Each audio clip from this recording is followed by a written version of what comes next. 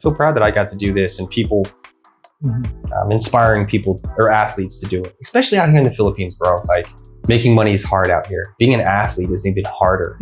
It's so hard. And the fact that we have no pension, no players union, no rights, fucking sucks. And we can't talk about it, or we get blackballed from the league, or, you know, people won't want to, businesses won't want to talk to you because you're causing a disturbance, you know?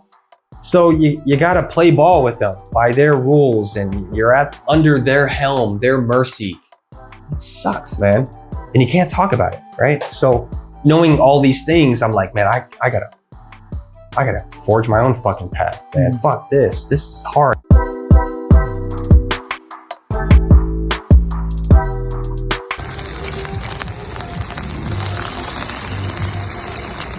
Welcome to this episode of Lockdown. Ako po si Carlos Acamos at dudugo po ang ilong natin today. Mapapalaban tayo sa Inglisan dahil ang guest natin ay ang second overall pick ng 2008 PBA draft by Talk and Text. He's an all-rookie team member noong 2009. He was also an all-star in his rookie year, a 9-time PBA champion, 14-year PBA veteran, a lifelong gamer, now a tech entrepreneur. Siyempre, most importantly, he's a husband and a dad. The one and only Daredevil, Jared Dillinger. Thank you for the intro, buddy. Thank you, man. I hope your nose bleeds so much today. We'll see. I'm sure it will. Yeah, for sure. Off the record, we were talking a lot of English. But you're so far so good. But first, syempre, thank you for your time, your precious time, and thank you for welcoming us into your lovely home. Maliit na bagay. I'm really happy to be here, talaga. And of course, I love what you guys are doing. Being a podcaster myself, always showing support in these types of things. Thank you. So thank you for having me. Yeah, of course. Yeah. So let's get right into it. Yeah, you mentioned you nagtatagalog ka na. You speak Tagalog, but as a Fil-Am, you were born and raised in the US. But like I said, I've seen you do your best incorporating Tagalog in your when you speak. Yeah. But did you ever see it, or did you have to prove that you're being Filipino to your peers or fans in the PBA? It never came into question that I had to prove myself as a Filipino talaga. It never happened. I don't know why, because I know that is an issue sometimes with Phil foreigners. I don't know. For me, it was always okay. It was okay. I never had any issues. Maybe because I'm so nice and I say hi to everyone and I'm so charming. Sometimes it's fake. But it was okay for me, bro. I was accepted very, very quick. As soon as I got here, the team or the fans or the people, it was almost instantaneous. Never had any issues. How important is it to learn the language? Like what you've been doing? Man, it's sobrang important. Kasi for me, I wish I was more fluent in Tagalog. I know for certain if I was fluent, more business, more fame, more popularity. Close more deals. Sure, yeah. I'm not trying to sound like a greedy guy talking about money. Pero yung problema is that, for one, we're in Metro Manila, right? Yeah. Also, young coaches that I had throughout my career, Coach Black, Coach Ryan Gregorio, Coach Chuck, Coach Tim, they all speak English only, predominantly English. Everyone. I never had an issue. Even in my pro amateur days at Liga Labas, same thing. Everyone was speaking English, so I didn't have to try too hard to fit in. You know, if I lived in Bicol or Naga and I have to be forced to speak the language, I probably would learn, I'm sure. But that was in Liga Filipinas? It was actually in Pampanga. I was saying Bicol Naga because my wife is from Bicol. So I was just making an example. If I lived in the province for 20 years, I'm sure I would be fluent by now. Okay. As a Fil-Am, what do you think about people who they don't like calling NBA players, like, for one, the second overall pick in this draft, Dylan Harper, as Fil-Ams, saying we shouldn't force them of their Filipino heritage. We, as in our country, our countrymen, shouldn't force them to establish. Our countrymen are saying that he should say we shouldn't be forcing Dylan to be to his Filipino heritage. So we shouldn't say he's a Fil-Am. Oh, what do you say to those people who mock like that? Everyone has an opinion. Everyone is going to have their own experience and what they feel is right or wrong. So for me, it's kind of, for me, I don't care. I don't think it carries much weight of the opinions of should it be Fil-Am, should it be Filipino or American lang or anything like that. Ultimately, it doesn't matter. But I guess in this situation, if we're really trying to, what should it be, left or right?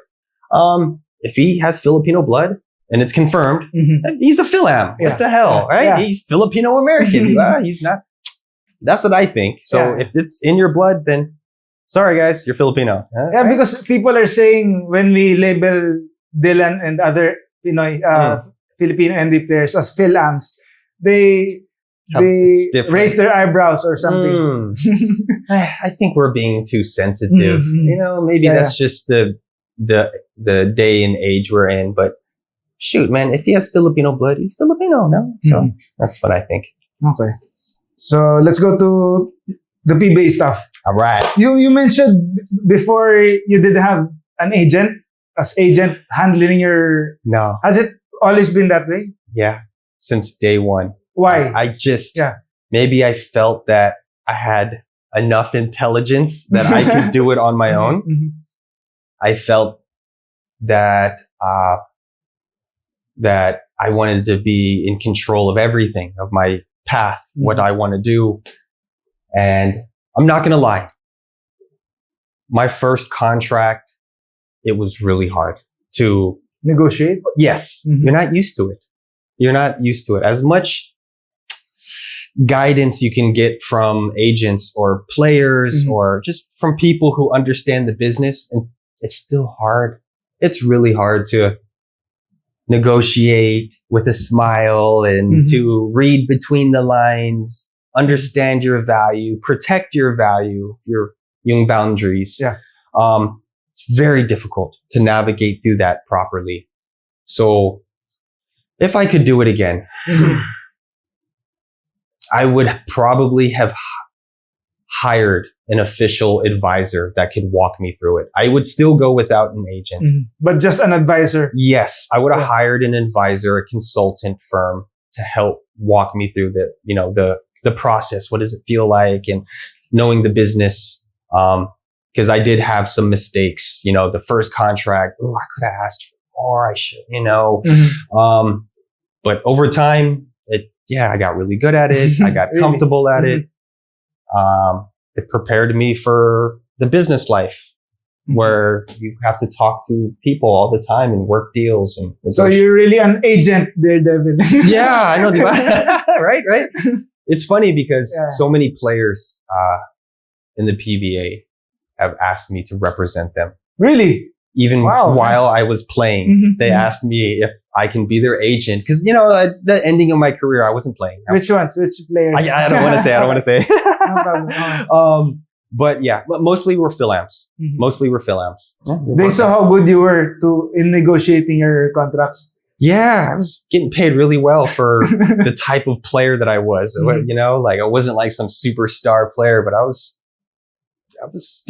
I don't know, stealing money, basically. No, of course not. No. You're worth your every penny. Of course not, of course. But, man, it all worked out. So it was good. Describe your first deal with Talk and Text. How did that go? They made it pretty easy. They, they would give me 3 years right away, but trying to ask for different incentives, maybe, a different setup for the salary breakdown, whether you can be, there's so many ways you can be creative on how you can get your money where it's being taxed or not taxed or incentive based or renegotiation, stuff like that. So they made it very simple. And I didn't know how much leverage I had So of course it was just, yeah, So sure. rookie deal. Sure. They would tell you with words just that don't hold much ground for the long term. They'll say anything to like make you sign right away. Anything. You're going to be taken care of for the rest of your life with this company. Don't worry. We're going to, we got you. You're in good hands. Or they'll wait until the very last day where you have to sign to put pressure. Yeah, they'll do that. They just have all these tactics. So all those things, it was hard to manage and understand. But overall, it was an easy conversation to have. I wish I made it harder, to be honest. But yeah, it was good. It was easy. So if you would look back, you would have done the same thing as with your rookie deal with Talk and Text. I would have played more hardball for sure. Really? Okay. I had more leverage, way more than I initially thought I had. Okay. And I didn't know how to deliver that verbally without being disrespectful or, acting like a diva. Things that you can't really do. It's different. The culture in the Philippines, on the way you speak to bosses and management come with a different tone, especially when you're negotiating contracts. So there's no players union. There's no players association, right? So you have to be very, it's just respectful. That's all. Very respectful when you're talking, negotiating. Okay. Speaking of contracts, you once had a gentleman's deal with Meralco. At the last stage of your, when I left? Yeah, when you left, because you can call it a gentleman's agreement because you were put in the unrestricted free agency. But suddenly they found you in Ginebra. What happened there? Can you finally shed some light about it? Yeah, it was so long ago now, so no one cares anymore. So they still care. right? I still don't talk to their management that much. But it's all water under the bridge, of course. So I knew what was happening, how they were leading me from putting me on unrestricted. I have my contract coming up. So I know that my value was getting lower, and I was injured too. Rightfully so. And in this process of reading in between the lines of what was happening, I found out through, I found out through people internally in Meralco that I was being traded. And so I already found out. They already gave my number away to Raymond Almazan that was coming. So without even asking me, they already give him my number. I'm still on the team. So I'm like, oh.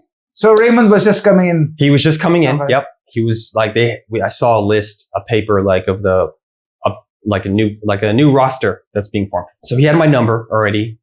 So, I put this all together in my head, like, they're trading me. It's official. Oh, I gotta go. I don't want to go where they put me. I want to choose where I want to go. So but I wanted to make sure no one gets fired. I want to make sure no one gets in trouble for me leaving the way I'm going to leave. I grew up with MVP, smart. They gave me the opportunity. I know everyone, all the ball boys, the staff, great relationships. So the last thing I wanted was someone to get in trouble for what I was about to do. So, long story short, I called Jimmy Alapag, who's with San Miguel. I tell him what's going on. He connects me to Boss Al. Now I'm in the office with Boss Al.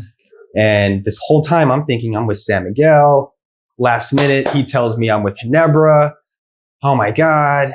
During that time, I was public enemy number one with Ginebra. I used to verbalize how much I didn't like them. But ultimately, that was really, what happened. As soon as I signed with Ginebra, I'm walking out of San Miguel, and the first person I call is Coach Black to tell him the news, what I did. I was very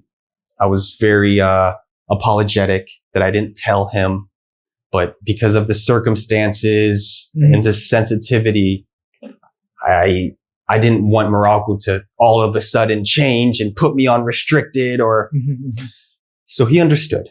He was very understanding. I then called Boss Trulio, right after that, he wasn't so understanding. Yeah, because I think I heard him angry. say they were surprised that you did that. Very surprised. But that's what he said in the media. Okay. Because they were going to trade me. And the fact they didn't get me for anything, of course, it makes Boss Trulio look bad. It makes the organization look bad. Mm-hmm. So I understand where he's coming from. But I also understand about myself and what I want to do. Yeah, not what you guys want to do. Sorry, it doesn't work like that. But so yeah, after I got traded, I was quiet. I don't say anything on Twitter. You know, even though Meralco, all the reports were coming out, I just let it be. I didn't want no trouble. I just wanted to go where I wanted to go, guys. In life. So you think you made the right decision to? Oh, great decision. Yeah, I got like 4 or 5 championships with Ginebra. It's great. And being on Ginebra, what? Yes. No brainer. It was such a great experience being on Ginebra. Like, yeah, I didn't play so much, but I did have years where I played. The bubble, I played a lot. It was fun, man. Being in that community of all the Ginebra Legion, one of a kind type of experience. So they're the best fans. They have the best fan base. Yeah, it's great. Yeah, I've had so many bad memories with Ginebra fans, but then once I got on to the team, it was great. It was so much fun. Let's go back to that when you had that car accident. Yeah, sure. Can you recount that? What happened there? Sure. That was in a car accident. Was it in Skyway? It was under the Skyway. Under the Skyway. Can you? Yeah. So coincidentally, we're playing against Ginebra, and on the day let me give you the story background. Okay. So we just lost to Ginebra. Game 2, maybe? Game 1, game 2, very early in the series. I played very bad. 0 points. Played terrible. And so I made a justification that I need to have some drinks. I need to get out of the house. I don't want to think about the game just to move forward. I can just relax. So, I went out it was very near my house from here, like maybe 15 minutes away. Went to this place. One drink led to too many. Long story short, the next time I remember, my car crashed. My head is in the steering wheel, and where am I? What happened? There's a lot of people around my car. You were with some people, or no? I was solo. Okay. I was solo going home. Yep. So I did have an entourage. I was with my brother-in-law. I was with some family friends, but I wanted to go home. Everyone was kind of intoxicated. So good decisions, bad decisions were happening. Yep. So, I tried to drive home and I was intoxicated. So, car crash. Oh my God. And that changed everything. There were the first 10 days, I think, the doctors were telling me I can't walk anymore. And I have to have surgery and you're done. So for 2 weeks or like 10 days, everyone's coming to visit me. Coach Chat, Coach Black. Hospital? Yeah. Everyone's crying. I'm crying. It was so kawawa. I was watching the Ginebra series on TV. I'm drugged out on painkillers. I'm in the hospital bed. I have to pee and poo in the hospital bed because the doctor said, you can't walk, JD. You're done. Okay. Long story short, everything changes. JD, you know what? Sorry. You can walk. You'll be okay. What happened? Misdiagnosis? Misdiagnosis. Yeah. So imagine I'm 10 days. I'm just thinking I can't walk. I'm done career. I messed everything up. All of a sudden I can walk. So from the second I found out, Carlo, I stood up I'm pissed. I stand up. Yeah. I'm screaming at the deck, get me out of here. I'm just kind of like, wait, I can fucking walk. It was almost funny thinking I can't walk. And then I stand up and wait, I can walk. These fuckers were lying to me. What the fuck? Like, what the fuck? So that was very crazy to process and to really it was the roller coaster of emotions was intense. I still had enough confidence where I wanted to go to the arena. You know, I was in a wheelchair or crutches. I want to be with my team. That was in 2013? Yeah. So I still showed up. Yeah. So I still showed up to the series to just semis. Was that? I think it was semis. Semis. Okay. So and so I go there. I sit with the team. They put my face on the jumbotron, and Ginebra start booing me, and that was my first F you guys. F Ginebra. Okay. What did I do to you guys? I'm injured. Maybe my career's over. Okay, I'll remember this. F you guys. That kind of started the Ginebra hate. Yeah, that's what started it. But that car accident, man, it changed my whole career. Yeah. Well, so what people don't know, I got in a car accident. Okay, I can walk. But what I didn't want anyone to know was that I got severe nerve damage. So from my hip all the way to my feet, I had no feeling in my leg. Numb. It was numb. Completely numb. And to this day, it's still numb. It healed. It got better. But imagine trying to play with one leg completely numb. It was the hardest thing I've ever had to do. Like the first maybe 3-4 years after that car accident playing, it was so hard because you don't know an injury in your leg. You don't know unless it just gives out and I fall over. I can't really tell if there's something really wrong. Because you couldn't feel I can't feel it. Your entire leg. My entire leg. So I can't tell you how many times I would have to go get an MRI or get a CAT scan on my leg just to give me peace of mind to make sure I didn't break anything or tear anything because I couldn't feel it. And I didn't want anyone to know because no one's going to pay me a contract money. I'm not going to get big money. They're going to think I'm damaged goods. So I had to keep it a secret. And I had to change my game a little bit. Totally changed everything. I still had a good career. I'm so grateful. Yeah, of course. Yeah, everything worked out. But it was one of those like what ifs. Like, dude, if I just didn't get in that car accident, how much better would I be? And I don't know. Who knows, right? And you were about to get in your prime, or I was on the national team. It was right before we played against Korea for the FIBA Asia Championship. Yeah. I was on that team. That's my next question. But do you think if you hadn't been injured, you got that chance to be on that national team that made history? Yeah. Do you think your career would have gone differently? Oh, definitely. I would have been there with the guys. Now, I still made it on the team for the World Cup. Yeah. But I was a reserve. My head was messed up. I was trying to sign a contract with Meralco, and they did not want to sign during the national team stint. And I was, again, I'm coming off this injury. So my head, I'm so scared. Like I have to secure the contract.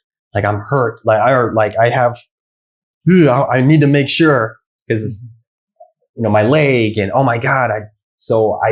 I couldn't play with that sense of freedom. I was always cautious and I was scared. If I get hurt, Meralco's not going to sign me to this big contract. If I get hurt during the World Cup, building up to the World Cup. Yeah. So I was in a really dark place and I was so scared, paranoid. And, so it affected my game big time. It looked like you were great at hiding it, your pain or the numbness. Well, that's another thing we can talk about. I got addicted to painkillers really, really bad because I was in pain in other places because I didn't feel anything in my leg. So now I'm putting more weight on this leg and a lot of issues would come up.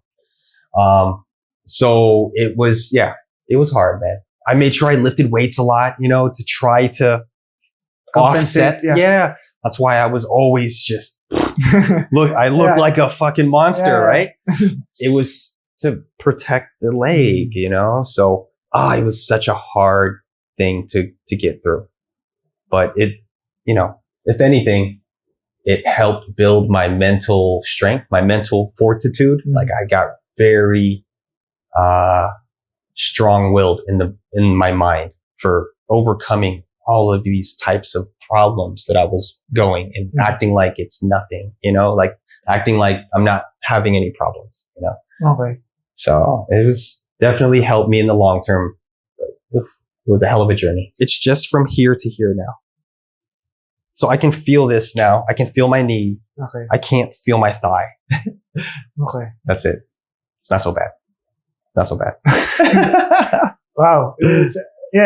We mentioned parang it's your first time to say this. Yeah. Okay. It was my first time. Were you hiding it? Because I was hiding it. You were still in contract, under contract. I was totally hiding it. Now it can be told. Now I can say it. And no one cares now when you retire or when you're an old guy. It's no one cares. But yeah, it was a hell of a secret, bro. Yeah. You're great at keeping it.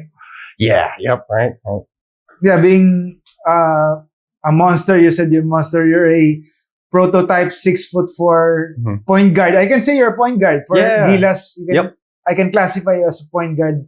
What can you say now that the national team has enough big playmakers on the team? I love it.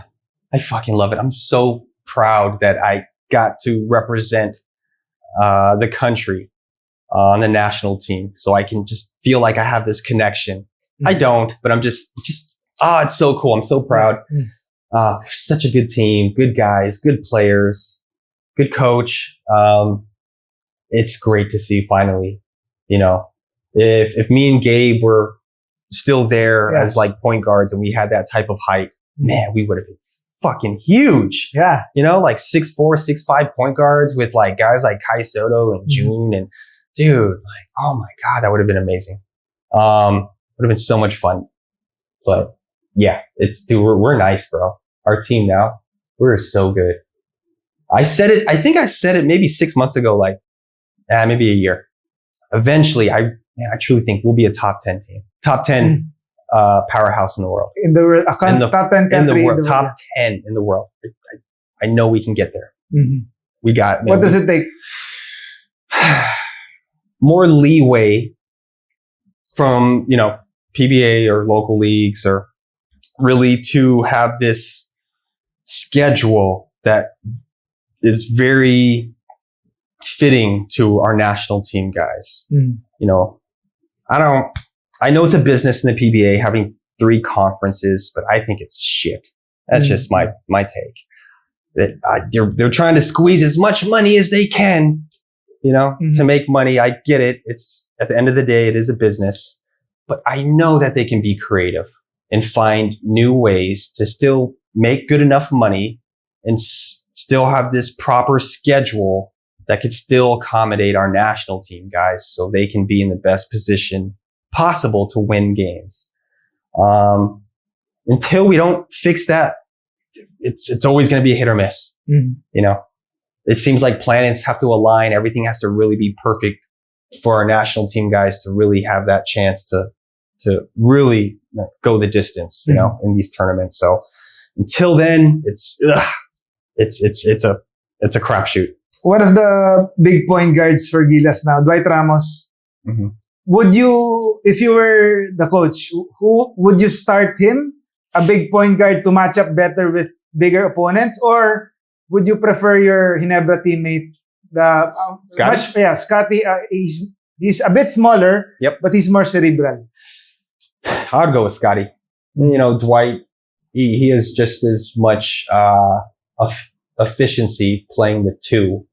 Two. Just as much as he does as the 1. Scotty, I know he's undersized, but my God, he has his intangibles that he provides is elite. Next to none. That no one can match what Scotty can do when he affects basketball games. So for me, I would still keep Scotty at the point, man, because he just finds ways. He finds ways, bro. and people love playing with them too. So when you got a point guard that everyone loves and wants to play with, hey, that's always a good sign, a good barometer that you have a good point guard. You see the greats from before, Ellie Tenorio, Jimmy Alapag, Jason Castro. All their teammates love them. Everyone loves playing with those guys. So that's really important as a PG. So Scotty has that. So I'm not saying Dwight doesn't have that, because everyone loves Dwight too. But Scotty's Scotty, bro. So you don't need any more point guards who are, you think you have Filipino blood like Dylan Harper maybe, or anyone else who has. We do. Filipino it's blood. Always good to have two-way players. We do need more length to have these two-way players that can be put in multiple positions. We have to have that. And Coach Cone, he knows that. He's always been a two-way player type of guy that he prefers. So versatile players. Yeah, we do need more of those guys. We do, in my head, especially when we have particular matchups that we want to put out on the floor for certain stretches. Yeah. We still need a taller point guard to me. We do need some more taller wingmen too. That's in my head. That's what I think. If we want to play against the top 10 guys, the top 10 countries, yeah, we still need a couple pieces. Okay, so you've made suggestions to the national team.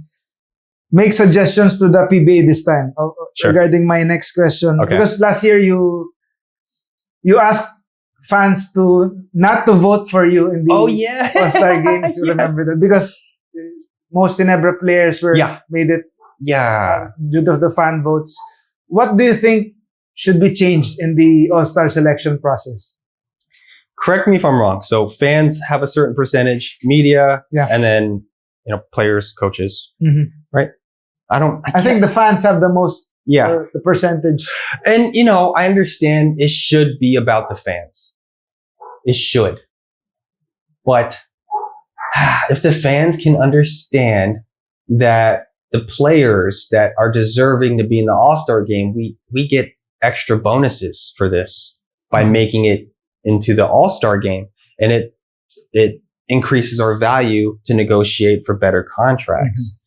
I can't tell you how many times where a bunch of Ginebra and San Miguel guys go to the All-Star game and I don't, even though I have better stats.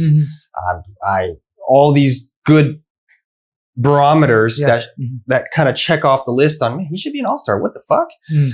So I'm losing money. My value isn't going up. And it's like, dang, it's not fair. There's a sense of unfairness to that. So who's right? Fans, because it should be about the fans. But then who's deserving to be there at the same time? And it's very hard to pick a side. How do you balance it? How do you balance it? That's a great question, right? I mean, I would like to think it still should be for the fans, but there should be some guardrails be put in place so that doesn't happen to an extreme extent. By meaning like 9 guys from Ginebra are all All-Stars. I'm like, come on, let's have some common sense on this. We should not have 9 guys from Ginebra on the All-Star team. Come on, let's have some common sense here. So I think if there's some guardrails to eliminate that from happening, we'll be in a better place. But I'm not that smart, so I don't know how to do that.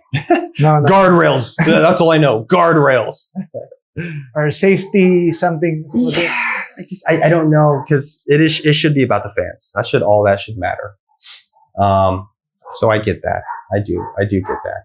Maybe the PBA should be doing a better job at highlighting the other stars from the less popular teams, right? But that's a different discussion. Okay. Speaking of fans, you've been buying fans tickets to Ginebra games. Oh yeah. As much as, I think, as many as 200 tickets in one game. Oh yeah. How much did you spend that time? I'm smart, man. No, so all I would do, anytime I would buy like 50, 100, 200 tickets, all I would do is I would go to a company and be like, hey, give me this much money. I will talk about you on my platforms. Yeah, right? Yeah. So they give me the money. Cool, thank you. I use all the money, buy all the tickets. So the fans win, right? All I have to do is make some social media post about the company. And yeah, everyone wins. Fans are happy. I didn't have to spend any money for it. And it worked. Why did I do it? Yeah. I was bored. Like, I never play on Ginebra. And I just always wanted to find ways to bring value to the team. Yeah, be a good kuya. Yes, be a good role model. Get to practice first. Help the guys. Help them with business, whatever it was. I was in this phase of like, how else can I bring value to Ginebra? Like, what else can I do? Like, I'm not going to play. So it's just, I got to accept it. So, well, all right, well, let's just do all these random fun businesses or things for the fans or like, why not? Like, I'm at the end of my career.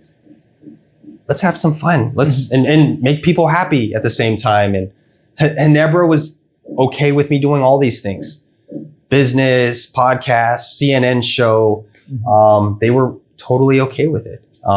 So I wasn't disrespecting them by making it look like I'm not focused because I was such a good practice player. You know, I was always there on time. I was early. I'm helping everyone out constantly. So it justified that, oh, JD, that's just JD. Let him do all the random things. That's just JD being JD. So yeah, it was cool, bro. It was fun.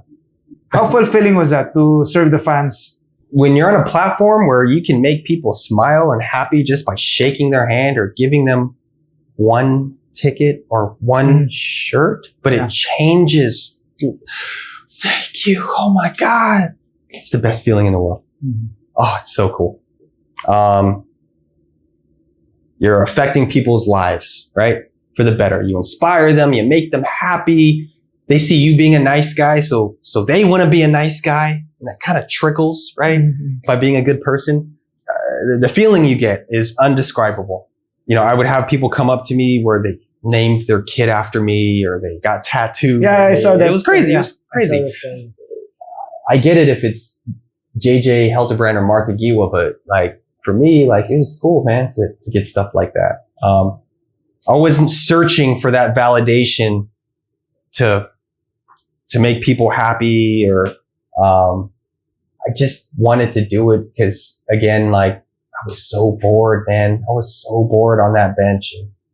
And this was making me happy doing all these nice things. So just why not? Why not? But while you were happy doing that, was it tough for you to accept that you were no longer rotation player? No, not at all. Not at all. I've always been such a team guy my whole career. So I always have this positive type of approach to life. So when I figured out that, oh, I'm really not going to play that much. Okay, what can I do moving forward? How can I still be of value to this team? How can I use Ginebra to my personal advantage as I'm leaving basketball? How can I use my connections? I have direct access to Boss Out, Boss RSA, Smart Telecom. They're all connected. All the bosses, they all hang out with each other. They do deals with each other. All right, I'm going to get into business. I'm going to start making deals. I'm going to start helping Ginebra with business deals and things like that. I worked for their esports company for a little bit, right? So I was just, it was like a free course of learning business while I was still hooping. So I just really leaned hard into that during my years at Ginebra. And so it was great. It was really great. If it wasn't for that, I would not be where I'm at today. Like doing all these business ventures and trying to hang out with the bosses or just, I would not be where I'm at today if I didn't get that time and opportunity. So I'm so grateful that I had my time on Ginebra the way it was. So it was easy to juggle while still playing and the business? No, it was so hard. Oh man. There were times where I was burnt out, a little bit of depression just because oh man, I'm juggling a media company. I work in business development for this crypto company. I'm still making content for an array of businesses. I'm still being a basketball player where I have to recover and remember the plays and take care of any injuries I have. It was so difficult. It was so hard, bro. It was fun though. I felt like I had so much purpose and I loved it.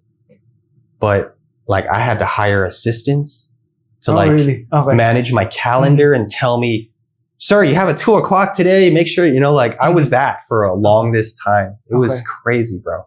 There was times where, I was working for the esports company. So during the season, I'm going to Singapore for business. I'm going to Boracay. It was business, but it was cool too. Thailand. I'm flying all around Asia during the season. And he never allowed you to do this? Yes, they allowed me. But just, I'm always in and out. I'm never there. I come back, and it was a very weird situation. Just, oh, JD's back. Hey, how was your trip in Thailand, motherfucker? Like, stuff like that. It was really hard, but shit, man. I learned a lot though. It helped me so much. Can you serve 2 masters at the same time or no? When you look back at it? No, it's so hard, bro. Cause it cuts your focus, your energy into many different places. And you can't give your 100% best because you're putting your energy or your focus in so many different things. There are advantages of that, but the disadvantage was just not being fully focused in all of these things. It was really hard to do. Let's go to gaming for a bit. Sure. You said before you're an OG gamer. Oh yeah. But you picked basketball as a form of living. But because you said before there was a time that you could be a professional gamer.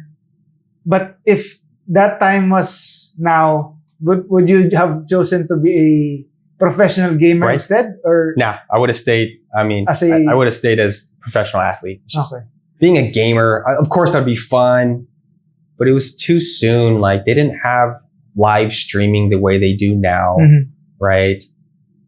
Gaming back then, it wasn't cool as it is now, right? It was different times. So it was a good decision. I stayed here. I stayed as an athlete for sure.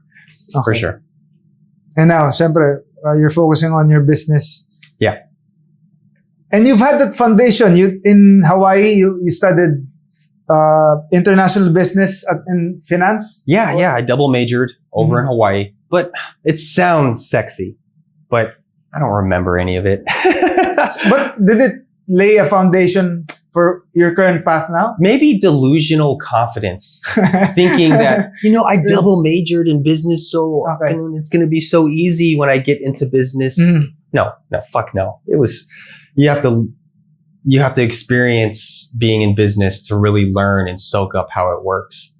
Sure, I know numbers in my head. Sure, finance, whatever, but nah, bro, it definitely did not prepare me for the business world of what I thought it would. It didn't. Not at all. You have to have first-hand experience before you 100%. You could learn it.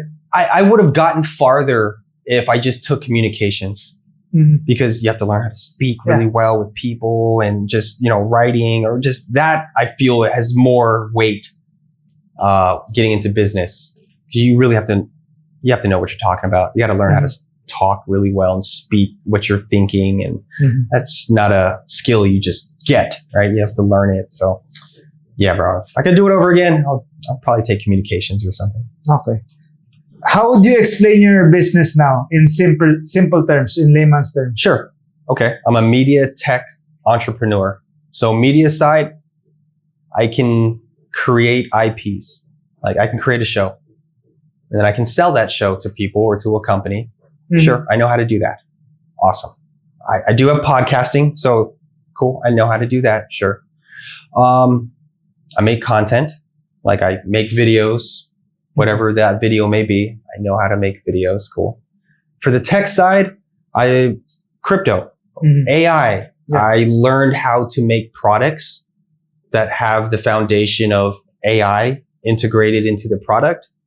and I know how to use this product to apply it in different verticals, whether that's in esports or gaming is esports, but let's just say gaming or traditional sports or for betting companies, whatever it may be. Like, I learned how to do that. So I hope that was easy to understand. Shit. But the Agent Daredevil is now your main focus. Yes. Yes. That's my main focus right now. Really fun to do. Really fun stuff for sure.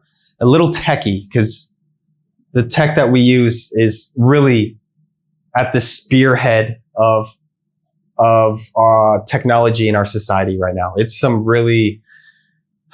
like the internet boom back in the 90s, where it was so much going on about the internet and everything seemed like it was working. That's kind of what's going on right now with AI. There's so much AI out there, right? Fake videos. You got all the chat GPTs. It's hard to understand how it all works or what's good, what's fake. So there's a lot. So trying to make that easy to digest or understand to the regular people out there that have not yet really understood AI. That's really a challenge still. But super fun though. But why of all fields of business you chose the tech industry? Well, I got into crypto. I got into media, content creation, podcasting, whatever you want to say, because my main core was that I wanted to stay with my family. Basketball, I love it so much. It's my life, my livelihood, but I sacrifice so much for the family. Yeah. People, I'm American technically. I moved away from the United States to be here. So I missed relatives' funerals. I missed weddings, reunions, birthdays, things that are your core memories. You only live so long in our life, and I missed everything for the sake of basketball and being successful and having, a good career. I sacrificed it all. And the last thing I want is to be away from my family anymore. That's so important. And I found a way that crypto can be remote. You can do everything at home. If I go travel somewhere to some crypto, I bring my family. They come with me. Same thing in media. I can stay home. I don't have to go anywhere. And I loved that. Now I can be around my family 100% of the time and I can still work. That was really the reason why I started getting into it. It's just to make sure I don't want to sacrifice anymore. I'm done doing that shit. I want to be with family. That's so important. Let's talk more about your family later, but let's focus more on your company, Agent Daredevil. Yeah. I want the viewers to understand better your company. Sure. If you would compare Agent Daredevil to Facebook, are you the founder, Mark Zuckerberg, or are you Sean Parker, the company's first president, who was also a tech guy, but he was known more for his business sense? He was the one who connected Facebook to its first investors. Whoa. That's a hell of a comparison. Because viewers have, for sure, they've watched The Social Network, or I think they're more familiar with. So I'm trying to relate it to. Sure. No. Yeah. So we are a tech company. We are a very lean team. There's only 5 of us in this. So the idea of AI agents, and that technically was not my idea. My team who developed the AI agent, he was the one that came up with the idea, and I got included into it really early, obviously, because I'm in the tech industry. I know it. So I would want to make sure the credit goes to him about the initial idea. I was with him, sure. The whole Agent Daredevil, we were all together. It's him. His name is John Sedano. John Sedano. Okay. Got to make sure that's there. But yeah, I'm whatever you want to call it. I'm the leader. I'm the face. I'm the guy that does all the talks. I know the tech behind it. I know how it works and operates for sure. I do know some coding on how to do it. Not like my dev team. They are the real players. Like I know how to make my own little chat GPT agents and stuff like that. Yeah, no, it's not that impressive. Trust me, it's not that impressive. So yeah, we're in those early stages. Yeah, of Uber or Facebook. Yeah, there's just a small group of us and yeah, we're making magic happen. Let's go to crypto. Sure. Your investments. You've talked off air about your investments. How did you get in? I got in during the pandemic. Got in during the NFT metaverse days. Axie. Axie. Yeah. And it was great. That's when I got in, but I had no experience. So I won a lot of money. I lost a lot of money. And that happened over and over again so many times. I won, I lost. How much? I don't know what I want to say. It was so much. Ballpark figure. Oh my gosh, bro. 8 figures. I'll just leave it as that. 8 figures. Multiple times. Wow. Yeah. So that's good days. You're all in. Good. You're all in. Dude, just no sense of emotional, human control. What would you call it? Yeah, just no discipline. There's no control in the beginning. It was really hard. No matter where you put your money, at least in 2021, everything's going up. So it felt like a genius, but it was very short-lived because just, of course, at one point, everything crashes and you don't know when it's going to happen type of things. So like going through that emotional roller coaster, like chart is up, chart is down, chart's not moving. That chart's up again. You know, like just dealing with that type of emotions was very new to me. So I had a crash course of learning human psychology and, you know, disciplining your emotions with money. That was really new to me at the time. So. But what makes you believe that crypto is a sensible investment? Let's just talk about Bitcoin. Bitcoin has been going up since 2000. Early 2010s. 2013, whatever you want to call it. It's been going up ever since then. Keep things very simple. We went from it's a scam, it's a fraud, institutions don't like it.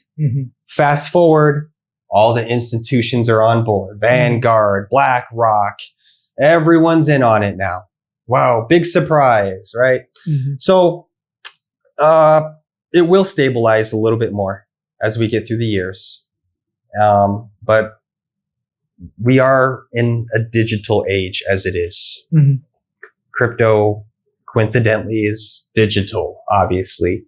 I think the movement of AI has become so strong. Having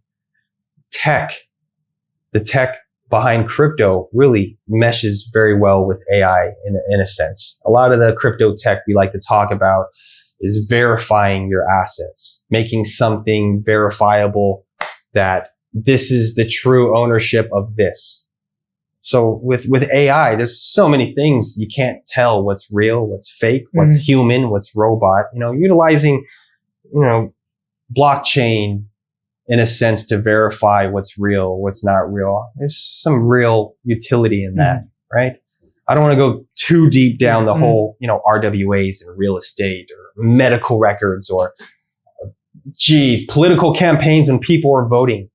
Imagine if we just put that all on the blockchain where everything can be verified on a public transcript that people can see where all the votes are and it can't be changed. There's some real value in there, right? Now politicians can't fuck with all the ballots, you know, and weird stuff won't be happening. You know, there's some real value for sure.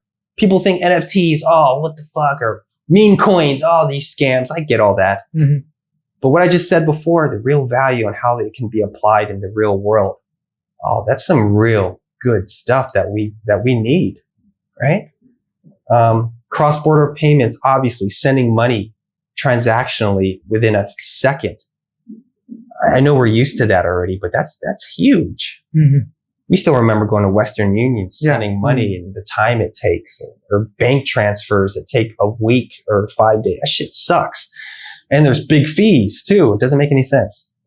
So for sure, crypto's here to stay. Definitely.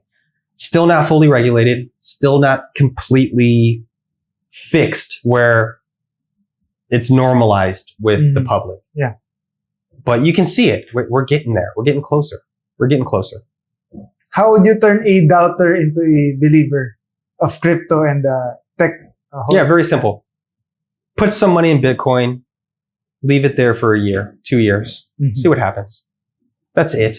Okay. That's all I got to say. I don't have to talk to you about the tech or all the crazy, cool little things that they have to offer.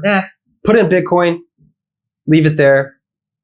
Dollar cost average. Like if you just put 10% of your salary every month, just do that and you will thank me in the long run. Simple. Yeah. You mentioned your emotions. Yeah. How do you keep them in check during a roller coaster change of prices? Yeah. It's easy now. The only way you can really manage your emotions investing or being in crypto, I hate to say it, you have to go through one cycle. As in, you got to experience what it feels like when everything is going up, and you have to feel how your emotions are when it goes down. There's no amount of words or YouTube videos that's really going to make you completely believe and feel my perspective. It's like, okay, the best way I can make an analogy for this. You have kids, right? Do you have kids? Not yet. Not yet. Okay. Yeah. Cameraman. Yeah, he has. You have kids. Has one. Okay. He will never understand what it's like having kids. We can tell him, oh, bro, you're going to be so tired when you have that baby. I have a dog. You have. I have 3. Sure, yeah, I get it.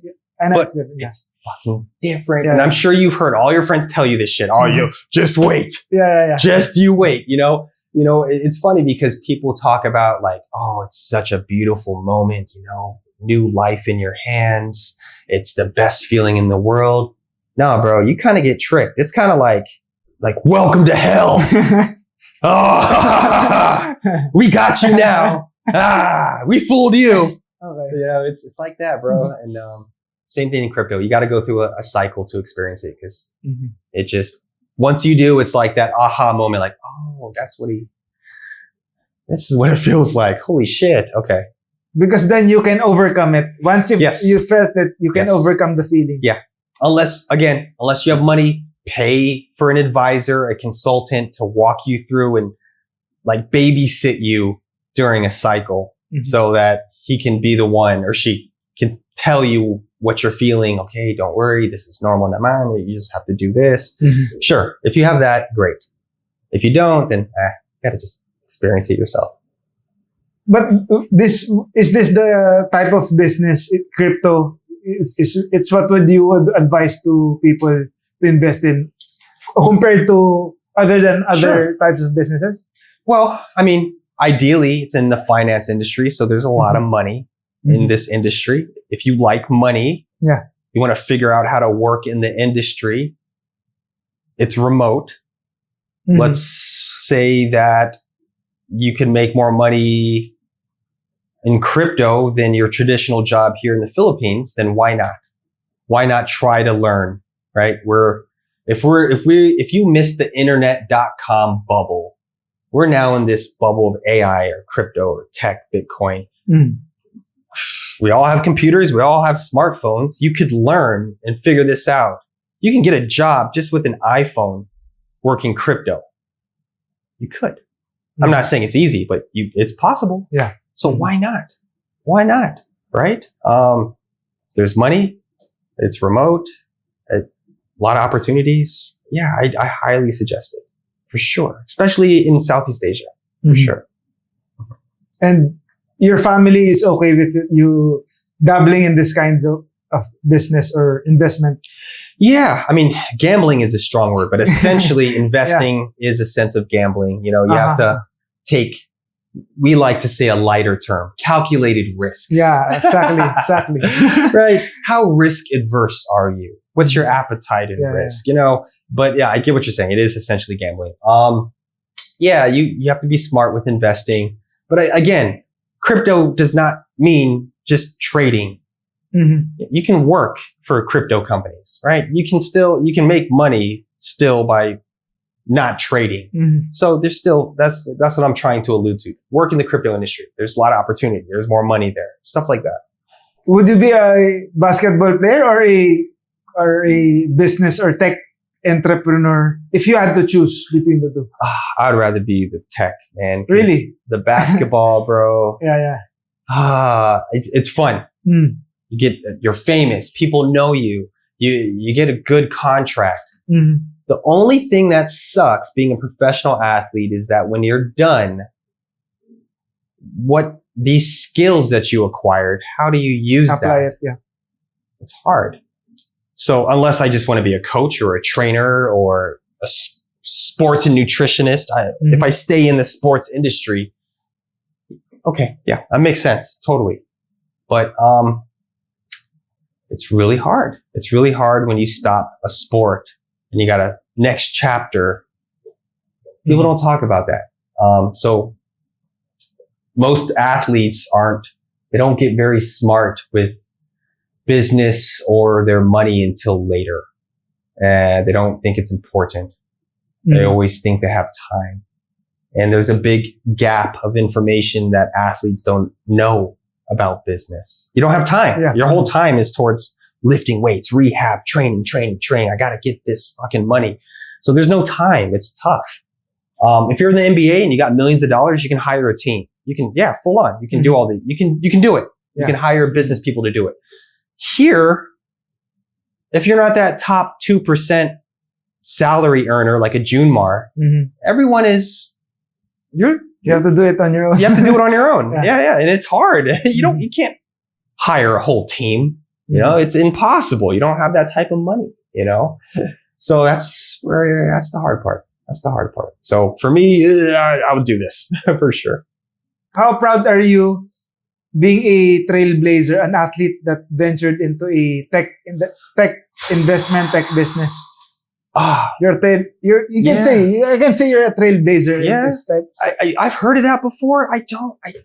I don't realize I'm this pioneer that's doing something different, like against the grain. I'm just doing it because I want to be around my family. You know, I didn't think like, oh, I'm paving a new way. Feels cool. I'm not going to lie. You know, a lot of players come up to me now all the time asking for business advice. So I feel like I had this effect, this legacy that I got to leave. Just changing the mindsets of how athletes act about branding, putting themselves out there, working their own deals. No one was really doing that I can recall. Of what I'm doing, like I don't know. I don't know anyone that did that. Like work all the deals themselves, no agent. So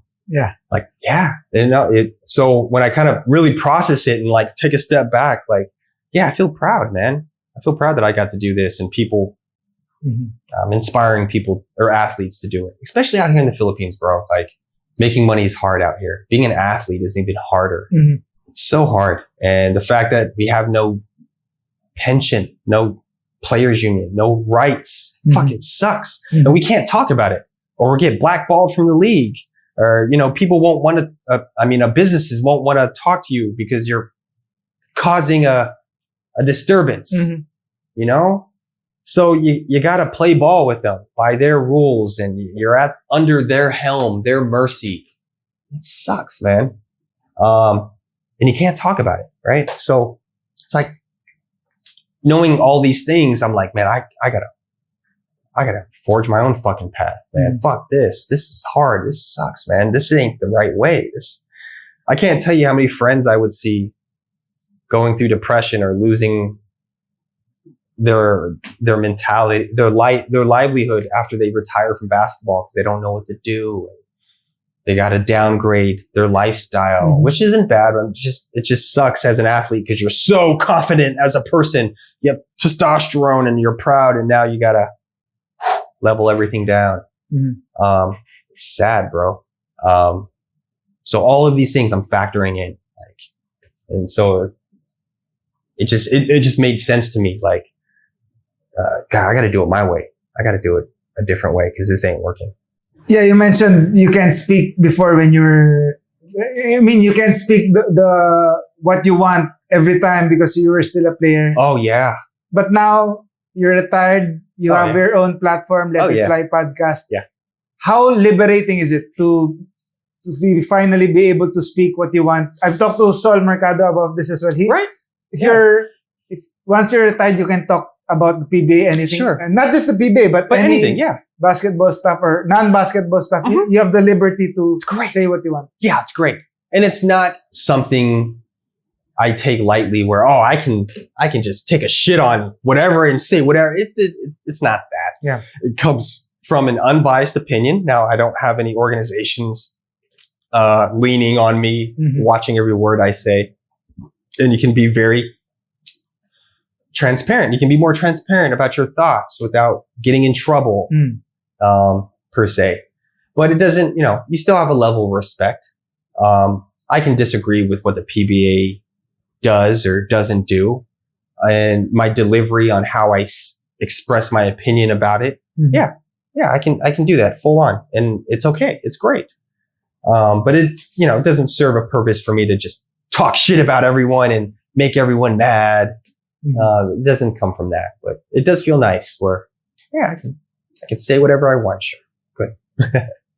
Good. You mentioned you've been giving advice to players now, business advice or any advice.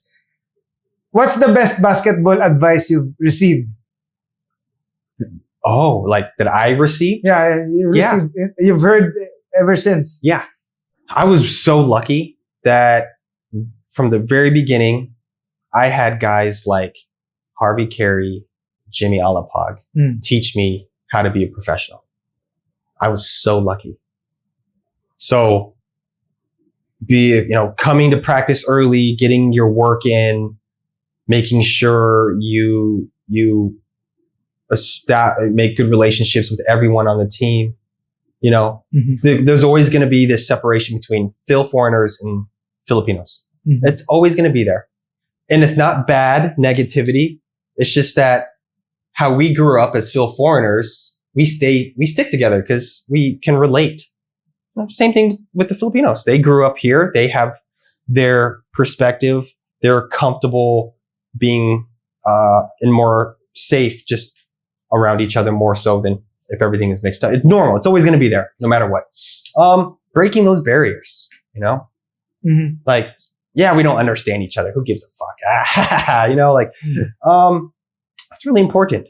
And it carries a long way, establishing relationships with everyone, being a service to others. I think that's probably the biggest one.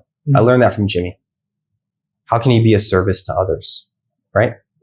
Whether you're a leader serving everyone, whether you're a follower, just the more that you can serve others, it comes back to you. You don't have to expect it, and maybe you don't get it right away, but just, sounds so easy, right? Be a service to others. Good things happen. And I kind of just live by that. Just be kind, be a service to people. How can you help? Bring value to them. And it just kind of comes back to you tenfold, I would just, be a service to others, be a professional. Everything else works itself out. As long as you're doing all that stuff right, you can still party hard and not get in car accidents, but you can still go out and go crazy, be whatever you want. As long as you're taking care of that stuff, hey, you're good, man. You're good. Everything will work out. What's the best life advice you've received? Right. Right.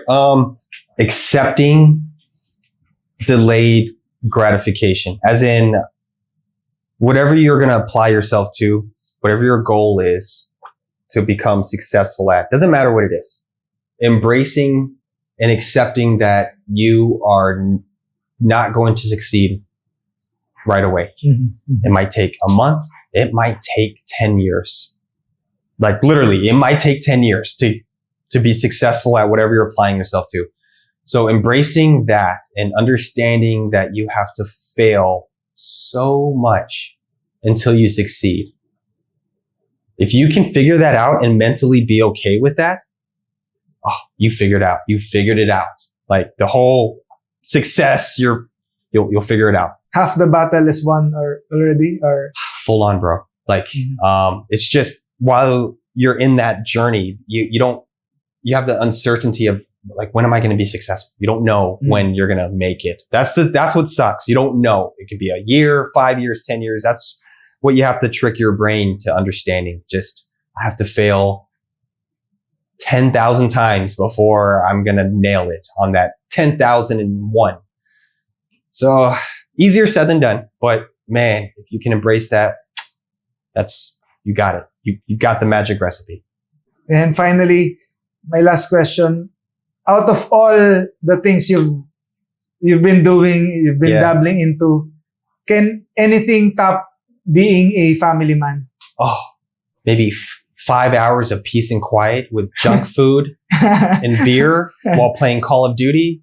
Ooh. I'm kidding. That's pretty fun though. Once you have kids, Carlo, bro, and like time in itself is so precious. So you'll start understanding how you need to figure out how to manage your time or free up your time so you can be more available to your family, right? Whether you have an assistant, right? So that they can do all the work instead, or whatever it is. You make a lot of money. Now you don't have to. You have to delegate it. Yeah, sure. Yeah. Just understanding how time is so precious and how you can put your energy towards your family instead of working 3 jobs or whatever it may be. Like my goal in my head is like, I got to make a certain amount of money so I can have enough free time so I can be with my kids and my wife. Like that's my goal. Like I want to train my kids in sports. And I can't do it if I'm some media tech mogul. I won't have time. And that's the thing. You got to pick. It's either family or business. So like for me right now, my family understands like right now, hey guys, I got to do business and I got to be all in. What I was saying before, you know, I was doing all these things, basketball, I'm doing all these businesses and it's hard to manage it. Right. So, they're sacrificing right now. Yeah. So I'm all in on business, but you know, once that reaches a certain point, okay, hey, we're good. All right, here we go. Now it's family time type stuff. Yes, sir. And by the way, Jared is pregnant with his. Yeah, I'm pregnant with the wife. So congrats. Thank you, brother. Thank you. So let's proceed. That's the main part of the interview. Let's proceed to to our version of Fast Talk. All right. We call it Don't Skip a Beat.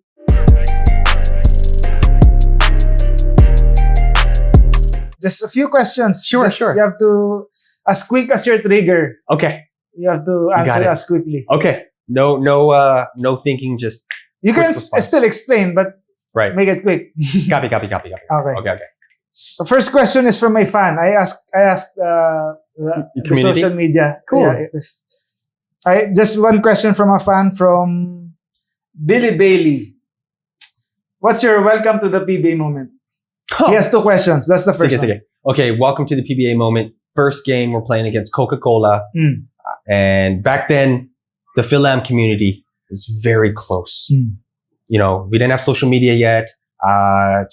We all hang out together. Whether you're 20 or you're 42 and you're at the ending, we would all go to the same bar. We're all together. So we're playing against Coca-Cola.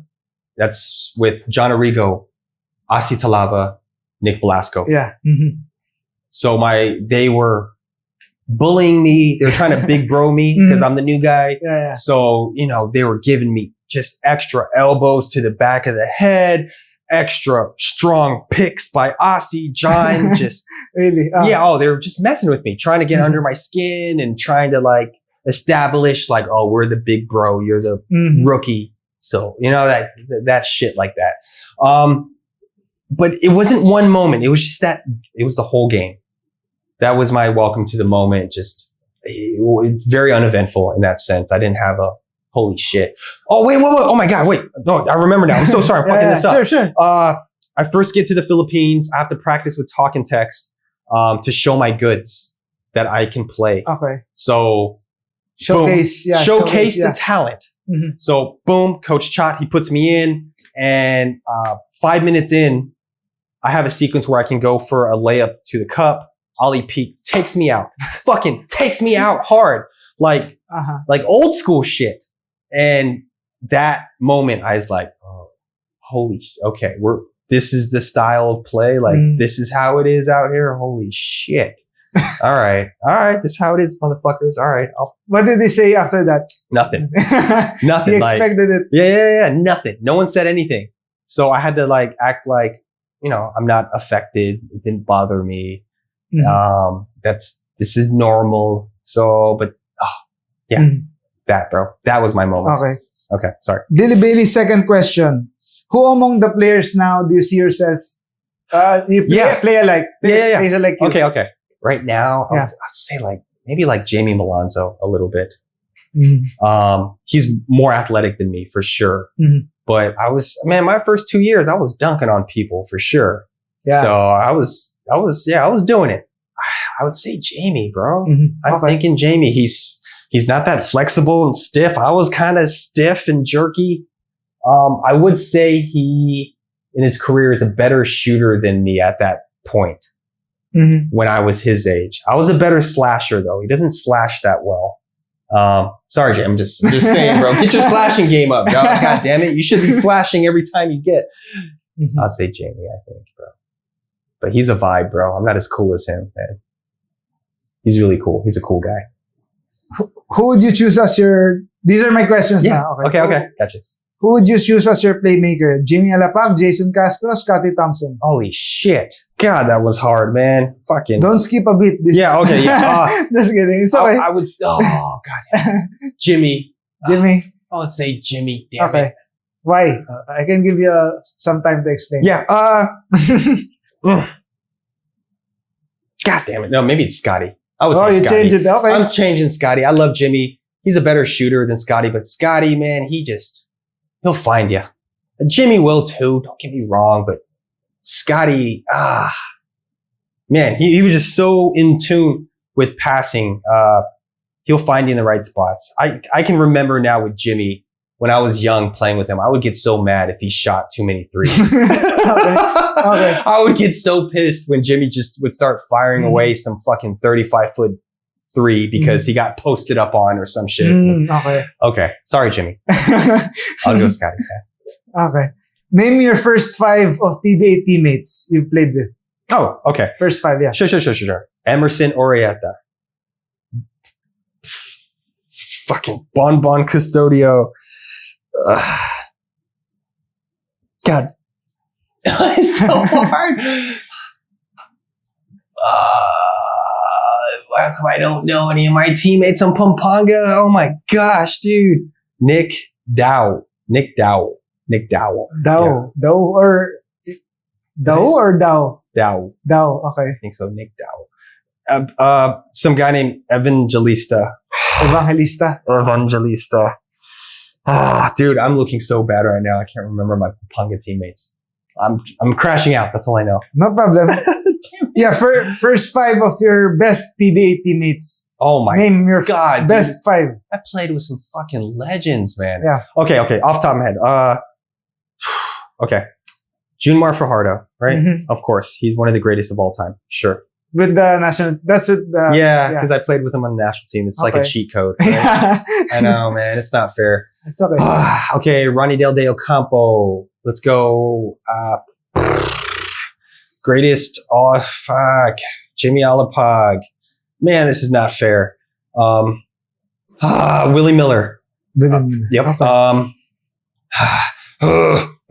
Mark Agiwa. So That's hard. fine. That's so fucking hard, bro. Who's your PBA GOAT? Junmar. NBA GOAT? Jordan.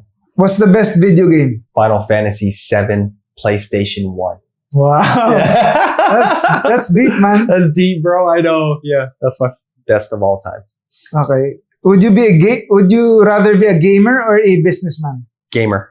Just less responsibilities. Mm-hmm. Businessman means fucking meetings and there's so much bullshit in business. It's just like sports. Gamer is just, life is so simple. Yeah. Gamer or husband? Gamer. Husband. Husband's better. Gamer or father? Father. Mhm. For sure. Oh my of God. course. Your kids, yes. Getting a championship bonus or winning a crypto trade? If it was my first championship bonus, sure, championship. But if it's a crypto trade, Now, you need I don't the know, money. bro. That crypto trades are pretty crazy, bro. Yeah. So I'll be the crypto trades. What feels better, winning a championship or holding your child for the first time? Holding your child. Mm-hmm. Holding your child, for sure. If it's your first child. If it's like your fourth, Mm-hmm. you want the championship instead, bro. Like, if it's your fourth kid, you don't Mhm. really care as much. Yeah. First kid, first championship. Yeah. It's the kid. Mm-hmm. It's still the kid. Yeah. Okay. For And sure. finally, give me 3 words to describe the way you want to be remembered. Pioneer, fearless.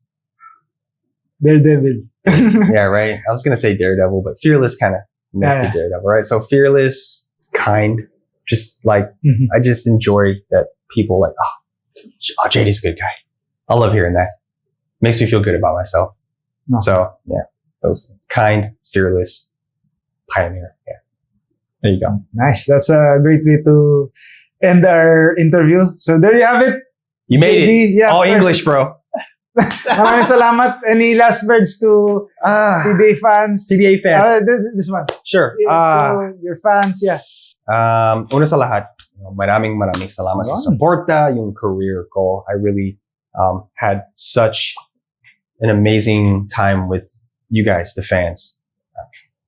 I grew so much. You guys saw me grow from a 20-year-old to a 40-year-old. And I had so many good times along the way and so many good memories. So thank you for the support as always. Crypto people, whatever. Yeah. Business, cool, whatever. But PBA fans, I love you guys. Thank you very much. All right. Maraming salamat. Hey, thank you, brother. Thank you for your time. Anytime.